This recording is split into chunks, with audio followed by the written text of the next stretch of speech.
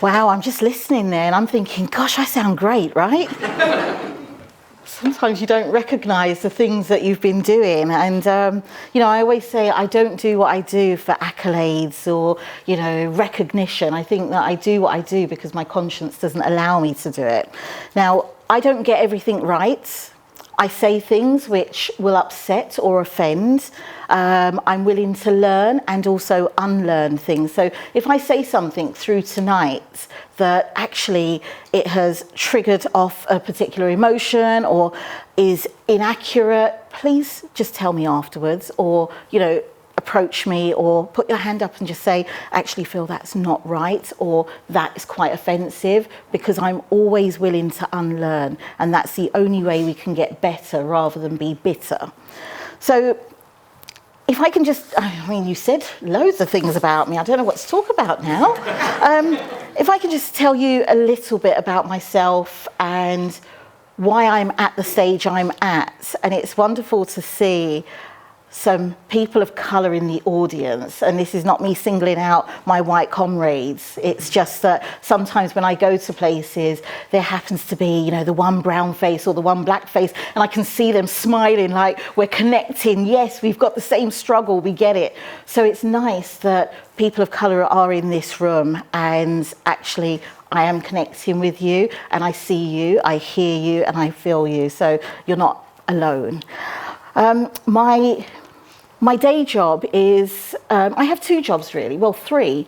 So I've got my day job, which is the head of equality and learning at PCS, that's Public and Commercial Services Union, which is the largest civil service trade union that represents members in the civil service and some people that have been chupied out like Fujitsu and Hewlett-Packard and so forth. And I take great satisfaction in knowing that I work for a trade union. So I know we're talking staff networks here, it's great.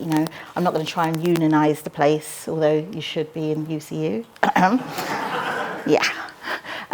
And I've been working for the trade union for probably about 11 years now, but I was a member of that union. And it was there where I first learned about Marxism, the sort of left unity, the factional politics, and if you're not on this particular slate, you can't be there and you can't do this. And it was also my way of getting involved with our equality structures.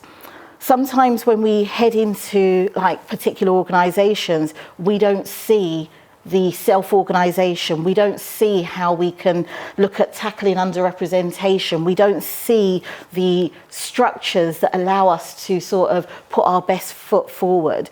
People talk about authenticity. I think that that's rather subjective, because my version of being authentic may not be your version of being authentic. And whilst we know that there's a sort of distrust around when you are a person of colour, when you are black, when you are brown, it comes with a natural distrust. So if I say I want to be authentic and my best self, however, if the structures within the workplace do not allow for those voices to be amplified, or those people to be seen and heard and visible 365 days of the year, 24/7, then how can anyone bring their best self to work or bring their authentic self to work? So I do a lot around challenging the barriers to participation within my workplace. So then my second job is, I would say, the day job and the gay job. So I am the founder of UK Black Pride, and I will come on to that a bit later, because there's a lot that I do want to say about how UK Black Pride originated. There's still much resistance about Black Pride. I'm unapologetically black, and I don't wish for anyone to erase who I am, where I'm from, and what I'm about. And having something that celebrates and also looks at our achievements and our struggles and where we have to go, it can only be a positive. And my third job is I'm a mother. I know you're all thinking, oh, I thought she was a student. Yeah, and my daughter is 24. I know, right? It's called melanin popping, and the cocoa butter, shea butter. And she actually graduated. She attended Canterbury University, well, it was Kent University, and I wanted her to be a doctor or a lawyer, as African parents do. You know, she decided she was going to do performing arts, theatre and drama, and I was like, okay, that debt's not going to be paid off anytime soon, but yeah, but she did so well, and you know, I'm really, really proud of her. My daughter is the most amazing person I've ever met, and you know, I take credit, of course, for that, but she actually lives and breathes inclusion, equality, and she understands that difference is beautiful, it's rich, it's valued, it should be respected, and it shouldn't be erased. And you know, I said to her, you can tell me if you're gay. Mum, it doesn't run in the family. You're the only lesbian here. But while she was at uni, she supported the LGBT network. And, you know, she was like, you know, I don't understand why people are so homophobic and transphobic. And she would get so impassioned by it. And I thought, you know, if there's one thing that I do when I leave this earth, I want to know that my daughter can claim space, can occupy spaces, and don't have to worry about being a young black woman in a society that tells her her being is not valuable. You know, there's a saying that, to translate it, you don't inherit this land from your parents, you borrow it from the next generation. So what I do is not for my benefit. I do it because the next generation are the ones who are going to be carrying that flag, are going to be carrying that torch, and we've got a duty to ensure that we've planted the seeds, laid the foundation in order for them to step in the name of love, peace, harmony, respect and equality, freedom and justice. So that's why that job is ever so important to me. And do I call it a job? Yes, it is a job. I just don't get paid for it. I end up with the bills and the debts and the uni fees, which we couldn't afford, but it's really important. And those of you who are in here who may have children, nieces, nephews, I would say that take some time out to really recognise who our young people are. You know, we're an ageing society, and I say this because I'm now over 40. Yeah, past 40, and I realise that we talk a lot about what happened before and oh my gosh, it was so bad, and it's important to recognise our history and our her story and our their story, but it's also important to recognise what our young people need now, what actually inclusion means to them, what does being queer mean to them, you know, whereas back in the day, to use the word queer came with such negative connotations. What does being disabled or what does accessibility really look like for young people? And I'm not talking about accessibility that you can just get a wheelchair into the building. I'm talking about accessibility of safe spaces.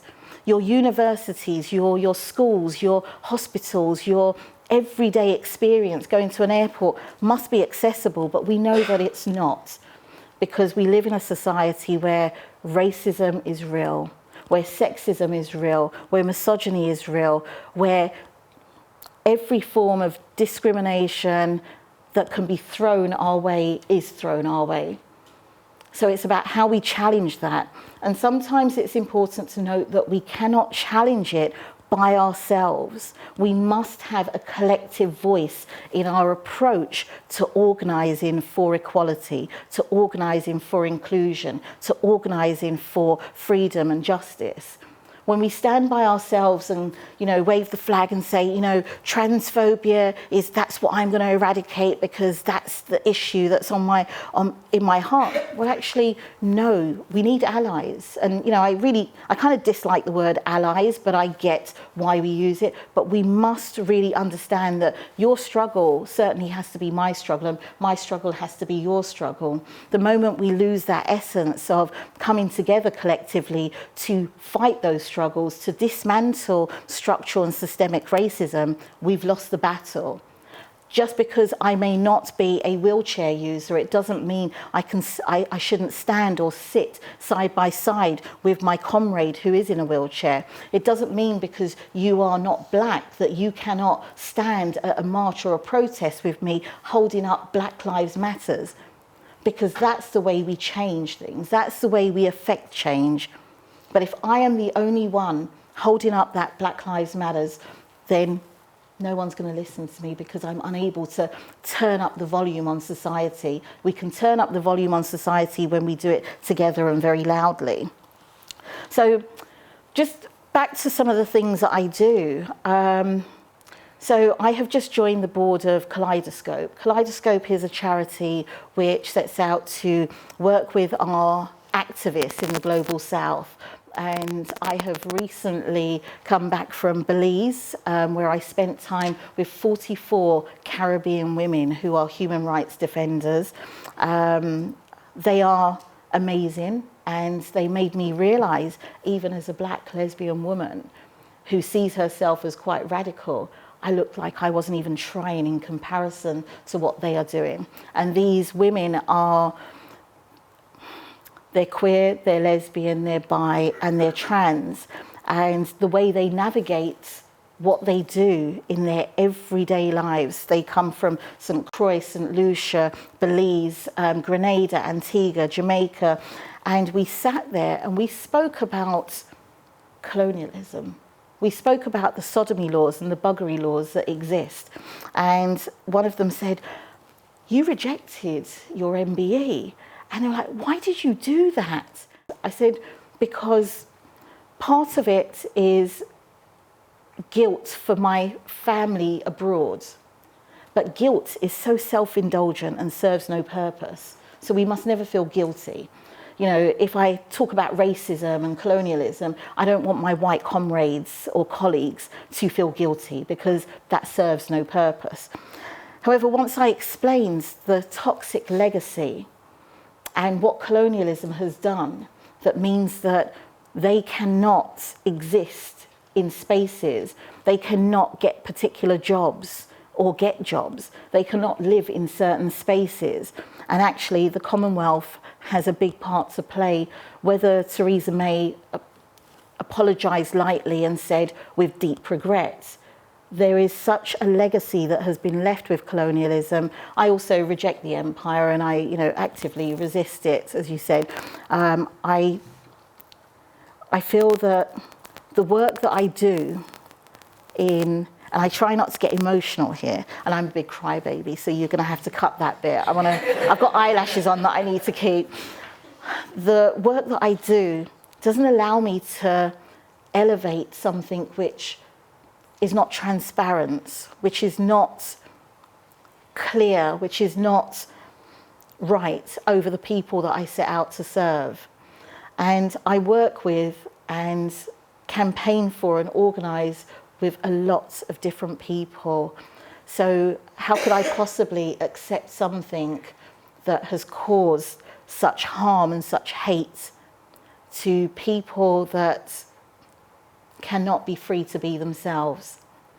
And that's important to me to know that that work has to continue and will continue. And yes, if I was ever awarded an MBE or OBE or CBE again, I would reject it in a heartbeat. There was no conflict for me. But I want to say I take nothing away from those who have accepted their accolade, because some people feel that they can work from the inside out and use it, but for me it doesn't work. It doesn't feel right and it's not right, but I recommend that you take a long, hard look at what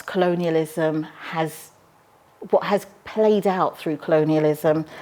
Doreen Lawrence is a very good friend of mine, and she's Baroness Doreen Lawrence, and of course she's accepted her accolade, but I think that she believes that she can do more work from inside out.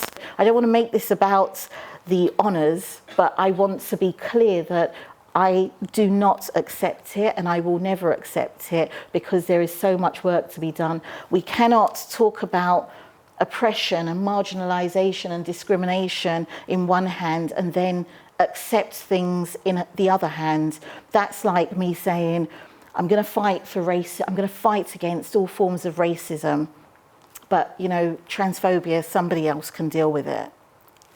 There should be no hierarchy of equality. This is not oppression Olympics. This is not for us to talk about out-trumping each other with our disadvantage or the discrimination or the oppressions that exist.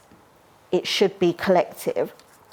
So, gosh, I was meant to read this. This is the bad thing, you produce notes, but I can ramble on. So do tell me when sort of time's up. Because I also like this to be quite interactive. I want to hear from you. Sometimes talking about myself, is great, but it's also good to hear what people want to know rather than me just talking at you. And you're all in a particular profession, in a network or academics, and you're probably talked at quite a bit. So why don't you ask the questions? So I'll just go through some of the things that I wanted to say about UK Black Pride.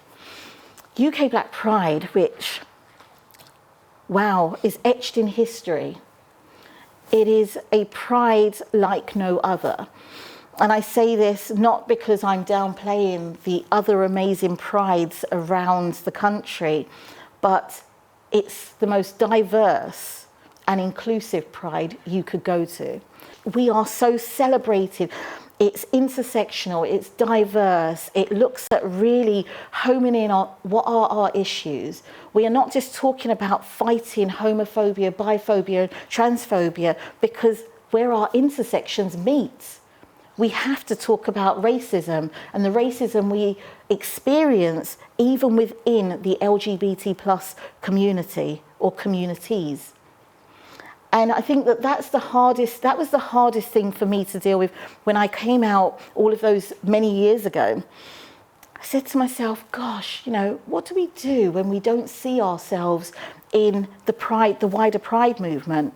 Well, we've got to create it. But in creating UK Black Pride, you would be surprised at the level of disgust, hurt, and hate that was thrown at the group of women that I was working with.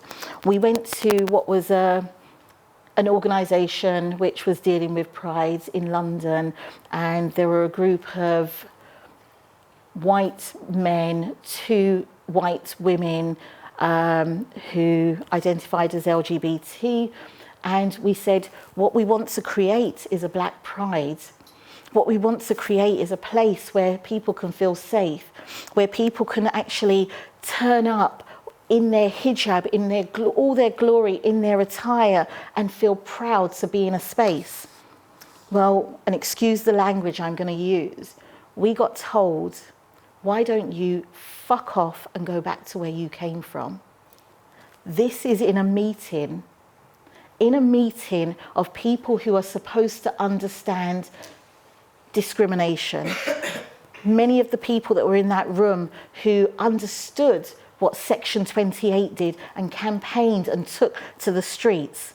But when it came to talking about racism and homophobia and biphobia and transphobia and wanting to create a space, we got told to sling our hooks.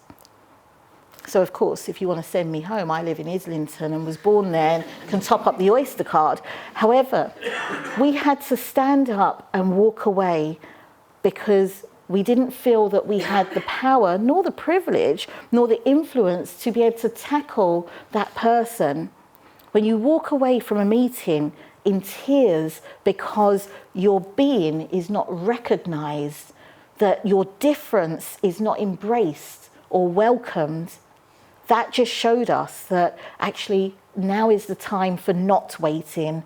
Now is the time to create the space that we require. However, when you do not possess power, privilege, and influence, your job is made all the more harder.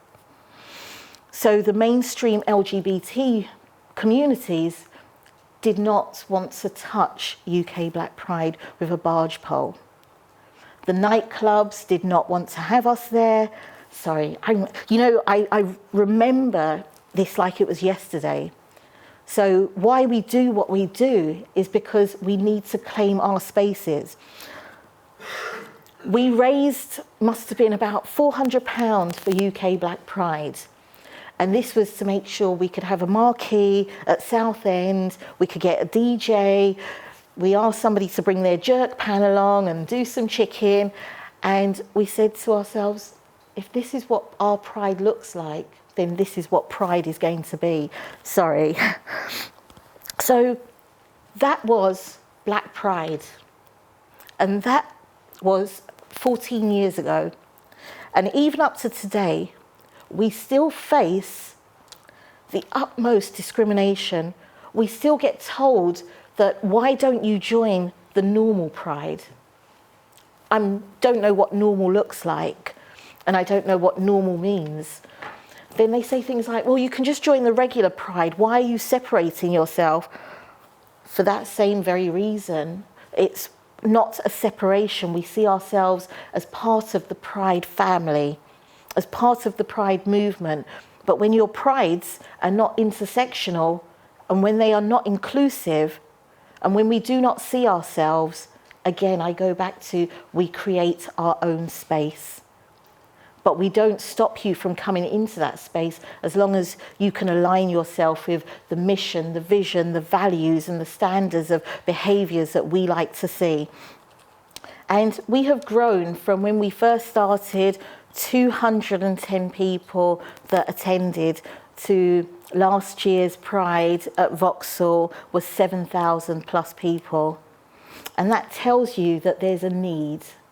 That tells you that people want to be in a safe space. People want to be seen, they want to be heard, they want to be visible, they don't want to be erased. And that's why UK Black Pride is so important. And as long as I breathe, I will never stop campaigning for the rights of people who are often marginalised, who are oppressed, who are erased every single day. So having a network like this, having an event like this is really important, because you get to hear from people who come with a very different lived experience maybe to yours. Now, I don't say what I say, again, for you to feel guilty, and I'm not crying, it was just the glasses, I say what I say because I want you to get involved. I want you to be part of UK Black Pride, and you don't have to be black or brown or a person of colour to be involved in UK Black Pride. But what we do have is our board and our team, because it will always be led by and run by and for people of colour who are black, who are brown, who are queer, who are LGBT, who are intersex. But it also welcomes our friends and our allies to support us. Because remember, I talk about amplifying voices. I want you to understand that my struggle is real, and I want you to stand beside me when I face those injustices, when I face the issues of trying to get through an airport and not having to think about leaving 2 hours earlier because I know I'm going to be stopped. When I have to go into a school or a hospital and thinking, how am I going to be treated? Some people say, well, yeah, I can see that you'll have to deal with certain things because it's wrong. I don't want us just to talk about it. I want us to live it, to make it real, and to put our heads above the parapet and to challenge. When you are teaching, when you are reading, when you are learning, when you are listening, when you are challenging, it means you're going to make a difference. Let's not sit in silence, because silence doesn't do anything for us. There's a quote by Desmond Bishop Tutu, and he says, if you are silent, if you are neutral in the situations of injustice, you've chosen the side of the oppressor. So it means that we have to make sure that we are not neutral when we see an injustice. It means that we have to really stand shoulder to shoulder, side by side, be seated with each other. And if you have privilege, because there's a lot of privilege in this room, and there's nothing wrong with you having privilege. What is wrong is when you don't use it to elevate other people who have had to go through being refused housing, education, health. So use your privilege and use it wisely. I recognise my own privilege, even as a black woman of working class background. I have a passport that can take me to over 176 countries in the world, and others don't. So I will use my privilege to ensure that when we're looking at our human rights, when we're looking at colonial laws that exist in countries, that I'm campaigning and organising and fighting for equality, freedom and justice. So all of that said, UK Black Pride has been extremely successful. We are a pride which puts the people first. We are a pride which is about people, not profits. And we are not at any stage ever going to be a commercial pride. We are not going to have, and I don't mean to disrespect anyone whose families work in the banking sector, but we're not about to have Barclays leading our pride. Although we might do some work with them, but they are not going to be centred at our pride. The people who are people of colour, who are black and who are brown, who are going through their daily struggles and navigating their way through their everyday lives and experience, is who we centre. So if a corporate wants to get involved with UK Black Pride, absolutely they can. But we deal with due diligence and we deal with ethical sponsorship. Because when you talk about pride, it's got to be political. And I don't mean party politics. Our very existence and being as LGBT plus people is political. The personal is political, the political will be personal. And we mustn't forget that. So yeah, I'm proud of the work UK Black Pride has been doing, continues to do, and how it continues to grow, build and win. And when I say win, it's winning on different levels. Of course, we're not there yet. And we're never complacent about what we have achieved and what we need to achieve. And of course, we are also learning to ensure that we look internally about being intersectional, because we talk about intersectionality quite a lot. And I think people confuse and conflate it with diversity. Just because you've got a panel of a disabled person, a black person, an LGBT person, a young person, a woman, it doesn't mean that panel is intersectional. Because we're talking intersectionality is about the oppressions that exist. And it's coined by the beautiful and amazing woman who I've had the privilege of sitting with, Dr. Kimberly Crenshaw, and that word was coined in 1989. And she used that theory to challenge the oppression within a workplace setting because of the discrimination that a black woman faced in comparison to her comparator. So I do have something, there's a book that I picked up from Brighton Pride, and it was a small group that couldn't afford to have a stall, and it's Brighton CCCq. So the CCCq stands for Queer, Trans, Intersex, People of Colour. And it's a narratives collection, and it's just so amazing. You know, I love learning and reading, and as I said, unlearning. And this person who remains nameless wrote, "Intersectionality is not identity politics." And if you can just indulge me for a minute that I could read this to you.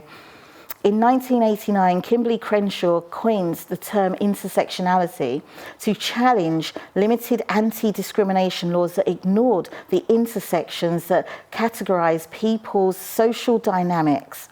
Intersectionality has become an incredibly useful and necessary tool in analysing how people can be excluded and marginalised, even in liberation movements that seek to challenge dominant structures but fail to analyse their own internal ones.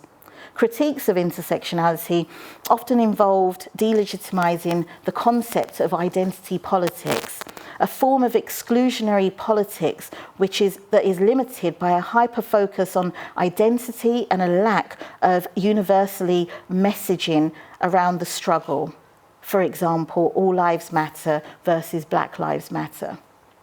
Multiple identities are deemed as too complicated or too divisive over the issues that transcend identity. Now, I won't read the rest of it, but if you get a chance, Cutie Park narratives, they are on Twitter, they are on social media. There is a collection of writing in here that is just actually quite liberating and informative. So I would recommend that you pick that up, whether you can have that in your lectures or share it amongst people. But I think it's important to get the word intersectionality right and to use it in its proper context and not just see it as a way of being diverse. So with that said, I have a very, very short video, which I'm hoping technology works for me, that we produced for UK Black Pride last year, and it won an award because of how diverse and intersectional it was. So I will play this, hopefully it works, fingers crossed.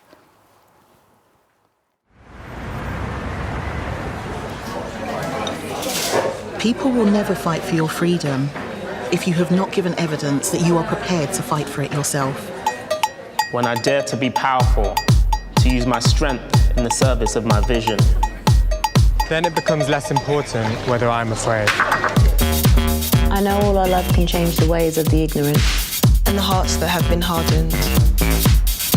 Love takes off masks with fear we cannot live without. Our crowns have been bought and paid for. All we have to do is put them on.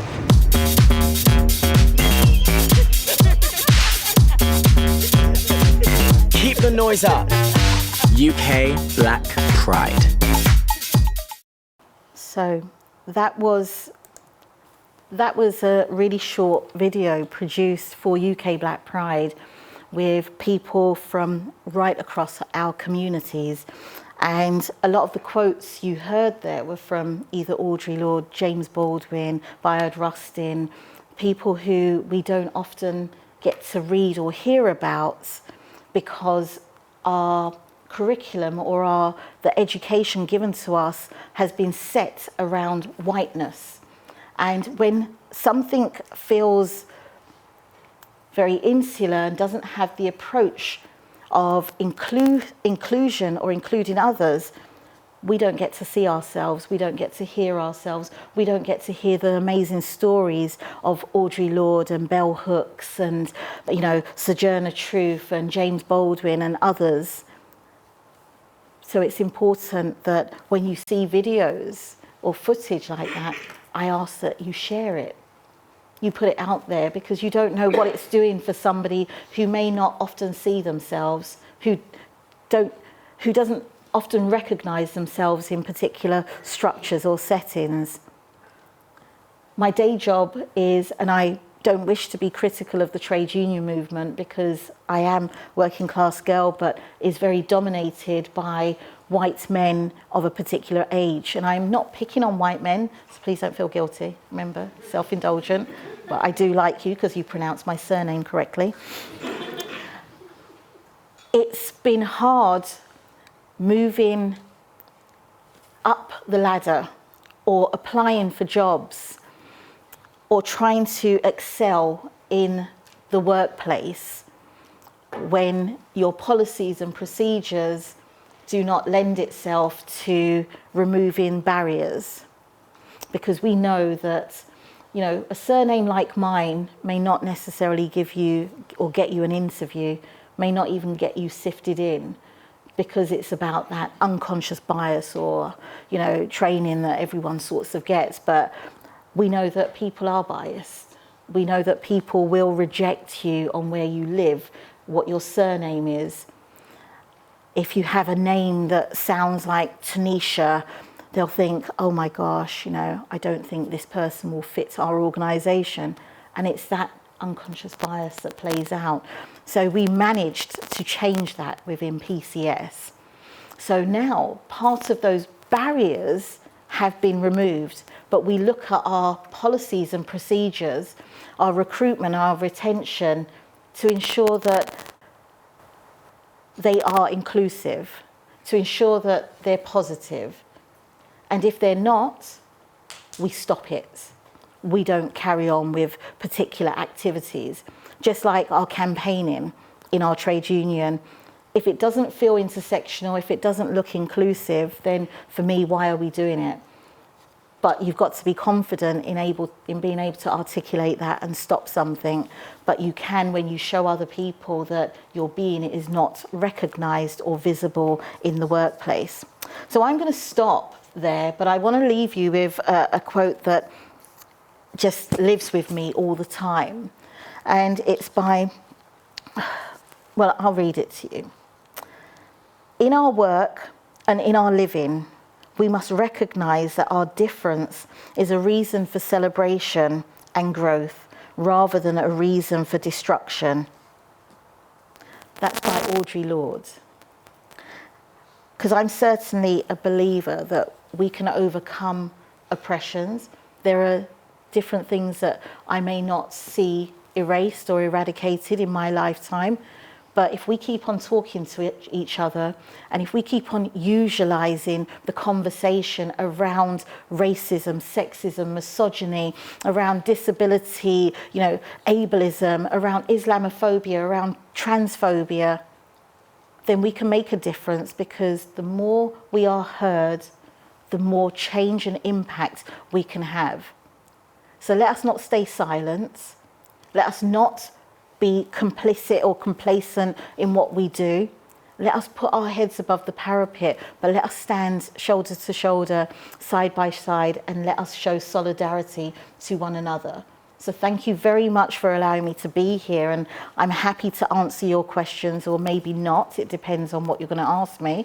But yeah, I'd like to open it up for questions. Thank you.